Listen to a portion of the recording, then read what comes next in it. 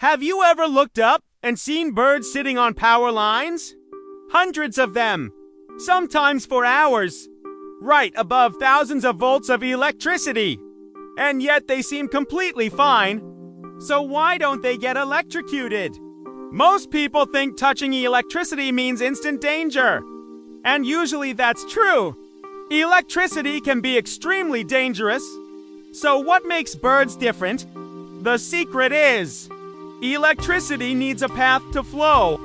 When a bird sits on a single power line, both of its feet are at the same electrical potential.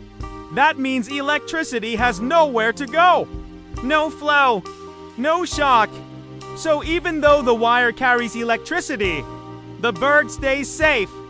But if a bird touches two wires at the same time, or touches a wire and a grounded object, everything changes. Electricity suddenly has a path, and that can be deadly. So birds aren't immune to electricity. They're just avoiding the path it needs. Pretty clever for something most of us never think about.